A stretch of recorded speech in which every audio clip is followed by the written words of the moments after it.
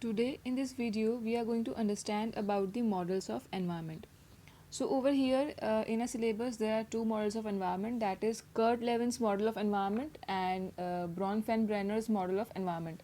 So let's start with the first one, that is Kurt Levin's model of environment. So Kurt Lewin differentiates between the psychological environment and the physical environment. So basically जब Kurt Lewin environment को describe कर रहे हैं, उसके बारे में बात करते हैं, तो वो डिफ्रेंशिएट कर रहे हैं साइकोलॉजिकल को और फिजिकल एनवायरनमेंट को, दोनों को. नाउ उन्होंने एनवायरनमेंट समझाने के लिए एक कंसेप्ट दिया है लाइफ स्पेस का. So he has given the concept of life space that explains the nature of relationship between the person and the environment. अभी जो life space है वो बताता है कि जो नेचर कैसा है, रिलेशनशिप कैसा है पर्सन और एनवायरनमेंट के बीच में.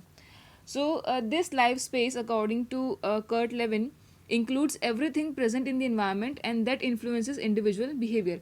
सो ये लाइफ स्पेस में सब कुछ आ गया जो कि एक इंडिविजुअल को इन्फ्लुएंस करता है. वो सारे एनवायरनमेंट के फैक्टर्स आ गए जो कि एक इंडिविजुअल के बिहेवियर को वो इन्फ्लुएंस करता है.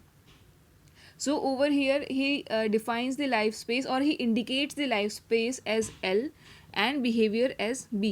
सो जो भी इन्वायरमेंटल जो फैक्टर्स वगैरह जो इन्वायरमेंट में जो भी चीज़ें इंक्लूड होती है जो कि डायरेक्टली इंडिविजुअल के बिहेवियर को इन्फ्लुएंस करती है, वो सारी जो है लाइफ स्पेस के अंदर में इंक्लूड होती है.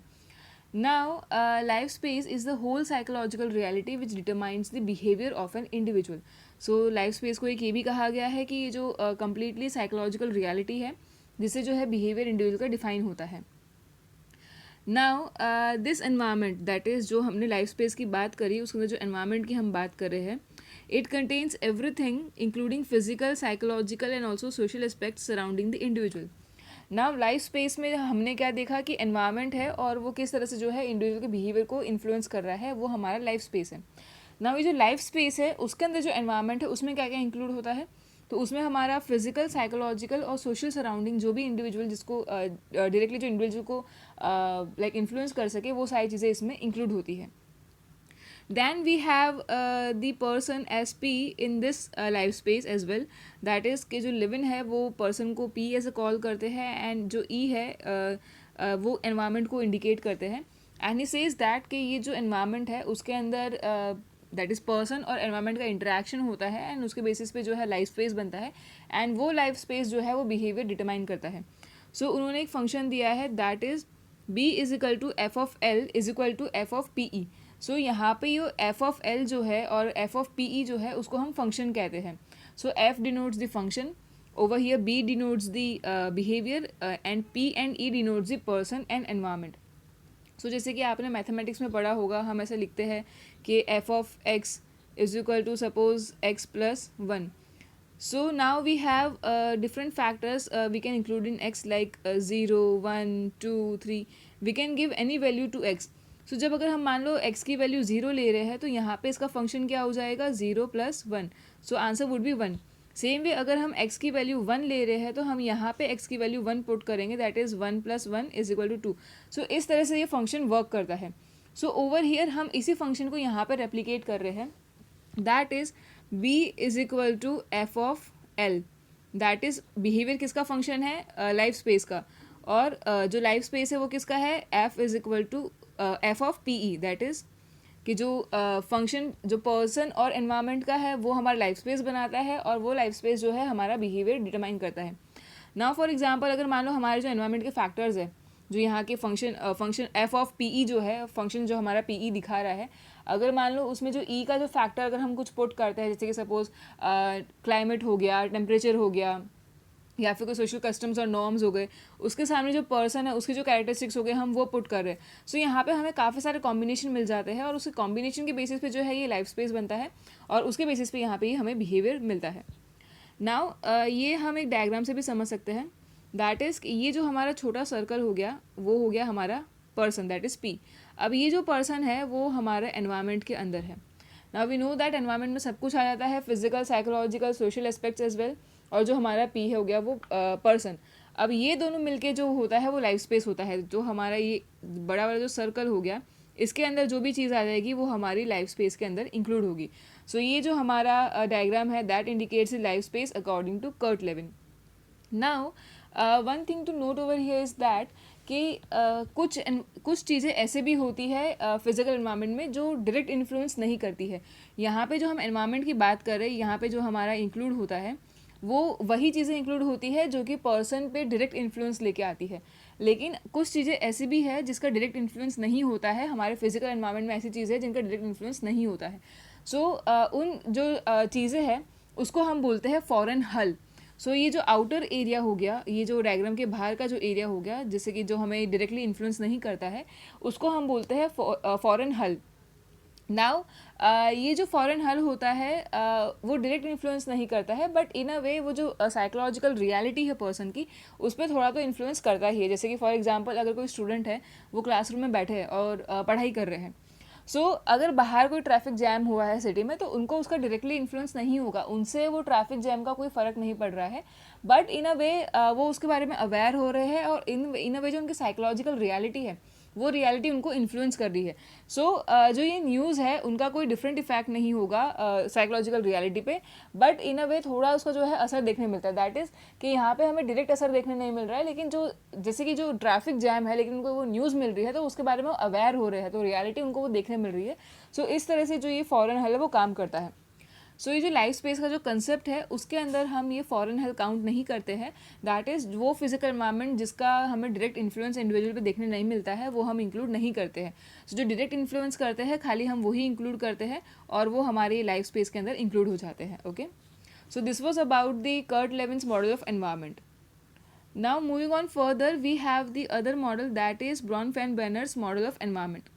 नाउ ये जो साइकोलॉजिस्ट है उन्होंने एक डिफरेंट अप्रोच दी है एनवायरनमेंट की तरफ, एंड उन्होंने 5 जो सिस्टम्स है वो दिए हैं, एंड वो 5 सिस्टम्स को उन्होंने हायरार्किकल फॉर्म में अरेंज किया है। नाउ हायरार्किकल फॉर्म मीन्स कोई क्रोनोलॉजी होती है, उसके अंदर उन्होंने अरेंज किया है, and that hierarchical form is compare to the bird's nest. जैसे कि बर्ड का जो नेस्ट होता है छोटे से बड़ा बड़ा होता जाता है, अंदर से बाहर से बड़ा होता है, उस तरह से ये जो है इन्होंने जो सिस्टम है, जो 5 सिस्टम उन्होंने जो बताए हैं, उनको इन्होंने यहाँ पे हायरार्किकल फॉर्म में डिस्क्राइब किया है। So now let's understand those 5 system. So the first system is micro system. Now ये जो माइक्रो सिस्टम है इसमें क्या क्या इंक्लूड होता है। सो जो ये सिस्टम, हम जब माइक्रो सिस्टम की बात कर रहे होते हैं तो ये एक इंडिविजुअल की लाइफ के बारे में हम बात कर रहे हैं। सो अगर हम कोई इंडिविजुअल की बात करते हैं तो माइक्रो सिस्टम में उसका क्या क्या इंक्लूड होगा, तो family, peer, school, neighbourhood etcetera. So जो भी क्लोज रिलेशनशिप्स होते हैं इंडिविजुअल के, वो हमारे माइक्रो सिस्टम में काउंट होते हैं। जैसे कि जो भी मेजर इंटरेक्शन हो गया हमारे पेरेंट्स से, हमारे फ्रेंड्स से, हमारे स्कूल में, हमारे नेबरहुड में, जिनके साथ हम बहुत क्लोजली रिलेटेड है, क्लोजली इंटरेक्ट करते हैं, वो हमारे सारे माइक्रो सिस्टम में इंक्लूड होते हैं। सो जैसे कि एक तरह से हम कह लेते हैं कि इंडिविजुअल का जो क्लोज सर्कल हो गया वो हमारा माइक्रो सिस्टम हो गया। Okay, then the next system is meso system. Now ये मीजो सिस्टम में क्या होता है, तो जो हमारे माइक्रो सिस्टम है उनके जो हमारे से लाइक वेरियस माइक्रो सिस्टम हो गए, उनका रिलेशन जो है वो हमारा यहाँ पे मीजो सिस्टम में इंक्लूड होता है। जैसे कि फैमिली के जो एक्सपीरियंसेस है चाइल्ड के साथ में, उनके इंटरेक्शन के साथ में वो इंक्लूड होता है। जैसे कि फॉर एग्जांपल एक हमारा माइक्रो सिस्टम हो गया फैमिली के साथ में, एक माइक्रो सिस्टम हो गया हमारे फ्रेंड्स के साथ में, एक हो गया हमारा स्कूल के साथ में। तो इस तरह से हमारे 3 माइक्रो सिस्टम हो गए। तो इन 3 माइक्रो सिस्टम का जो रिलेटेड इफेक्ट हमें देखने मिलता है वो हम मीजो सिस्टम के अंदर स्टडी करते हैं। जैसे कि जो एक इंडिविजुअल है या एक बच्चा है, उसका जो है फैमिली के साथ में कैसा इंटरेक्शन हो रहा है, उसका असर जब हम दूसरे माइक्रो सिस्टम पे देखते हैं, जैसे कि उसके फ्रेंड्स के साथ में या उसके स्कूल के अंदर, तो वो हमारा मीजो सिस्टम में काउंट होता है। सो जैसे कि फॉर एग्जांपल जो बच्चे ब्रोकन फैमिलीज़ को लाइक बिलोंग करते हैं, जो उन्होंने उस तरह से ब्रोकन फैमिलीज एक्सपीरियंस की होती है, सो बेसिकली देखा जाए तो वो बच्चे जो है उनके फ्रेंड्स के साथ में एडजस्ट होने में उनको टाइम लगता है। तो एक फैमिली वाला जो माइक्रो सिस्टम है उसका असर हमें जो है फ्रेंड्स वाले माइक्रो सिस्टम पे देखने मिल रहा है, तो वो हमारा जो होता है वो मीजो सिस्टम होता है, जहाँ पे हमारे वेरियस माइक्रो सिस्टम्स जो है वो रिलेटेड होते हैं, वहाँ पे इंटरेक्ट होता है। Okay, then comes the exo system. Now जैसे एक्सो सिस्टम जो है नाम बता रहा है, एक्सो मतलब कुछ बाहर का। सो यहाँ पे क्या होता है कि एक्सो सिस्टम में जैसे कि जो पर्सन है जो क्लोज कांटेक्ट में नहीं है, लेकिन उसका इन्फ्लुएंस जो है उसके क्लोज कांटेक्ट वाला या जो माइक्रो सिस्टम है उस पर असर दिखाई दे, तो वो हमारा एक्सो सिस्टम में काउंट होता है। जैसे कि फॉर एग्जांपल जो पर्सन है उनके ऑफिस में अगर कुछ हो रहा है, उसका असर अगर उसके फैमिली पे, जैसे कि जो वाइफ या बच्चे हैं उन पे देखने मिले, तो वो हमारा एक्सो सिस्टम में आता है। बिकॉज जो वर्क है वहाँ पे कुछ हुआ वो फैमिली से रिलेटेड नहीं है, वो उस इंसान से इतना कुछ रिलेटेड नहीं है, बट उसका असर जो है फैमिली पे दिखाई दे रहा है, that's why it is counted in exosystem. So in exosystem indicates the effects of experiences of situations that are not close contact of a person on the people who are in close contact with that person. सो जो person के close contact में नहीं है but उसका जो असर है वो क्लोज कॉन्टैक्ट पे आता है, तो वो हम उसको एक्सोसिस्टम कहते हैं. मतलब बाहर का असर हमारे माइक्रो सिस्टम पे दिखाई दे तो that is exosystem. Then comes the macro system, जो कि हमारा फोर्थ सिस्टम है, मैक्रो सिस्टम. अब मैक्रो सिस्टम का मतलब क्या होता है, जैसे कि हमने अगर आपने इकोनॉमिक्स भी पढ़ा हो तो उसमें हम मैक्रो इकोनॉमिक्स की बात करते हैं. तो जब हम मैक्रो इकोनॉमिक्स की बात कर रहे हैं तो हम वो एक कंट्री लेवल पे बात कर रहे हैं, हम एक बड़े लेवल पे बात कर रहे हैं. तो सेम वे जब हम यहाँ पे मैक्रो सिस्टम में एनवायरमेंट की बात करेंगे तो हम यहाँ पे एक लाइक बड़े लेवल पे बात कर रहे हैं, हम यहाँ पे कल्चरल लेवल पे बात कर रहे हैं. सो ये जो सिस्टम है that is associated with the culture in which we live. So जो हमारा कल्चर है हम उसकी यहाँ पे मैक्रो सिस्टम में बात कर रहे होते हैं. जैसे कि हमारे वैल्यूज़ क्या हो गए, हमारे बिलीव्स कैसा है, कस्टम्स क्या है, क्या चीज़ हम फॉलो कर रहे हैं, कौन सी लाइक प्रैक्टिस को हम मेजॉरिटी वे में फॉलो कर रहे हैं. तो वो सारी चीज़ें जो है हमारी मैक्रो सिस्टम में आती है. दैट इज़ हमारे जो कल्चरल वैल्यूज़ है वो हमारा सब कुछ मैक्रो सिस्टम में इंक्लूड होता है. Then the last system is chrono system. अब जैसे क्रोनो सिस्टम जैसे नाम बता रहा है, क्रोनो मीन्स समथिंग क्रोनोलॉजी में है, तो उसी वे में जो है हमारा यहाँ पे एनवायरमेंट की बात की गई है. So it refers to the patterns of behavior which are related responses to the change which have occurred in the life course in socio-historical context. So यहाँ पे क्या बात हो रही है कि जिस तरह से लाइफ कोर्स चेंज हो रहा है हमारा सोशो हिस्टोरिकल कॉन्टेक्स्ट में, उसी तरह से जो है हमारा बिहेवियर चेंज हो रहा है, तो वो हमारा क्रोनो सिस्टम में आता है. जैसे कि यहाँ पे अगर हम देखें तो जिस तरह से बच्चा बड़ा होता है, फिर देन हमारा यूथ आता है, उसके बाद में हमारा लाइक हम ओल्ड एज की तरफ लाइक बढ़ते हैं, तो उसी तरह से ये जो हमारा बिहेवियर है हमारे एज के हिसाब से हमारा वो चेंज होता है. सो इस तरह से जो हमारे एज के वे में या जो हमारा लाइफ कोर्स में जो सोशो हिस्टोरिकल कॉन्टेक्स्ट रहा है उसके बेसिस पे जो हमारे चेंजेस आते हैं बिहेवियर में, वो हम स्टडी करते हैं क्रोनो सिस्टम में. सो फॉर एग्जांपल जैसे यहाँ पे दिया हुआ है कि जो पर्सन है he is very much optimistic and industrious in young age, with the growing age there is decline in his activities and ambition.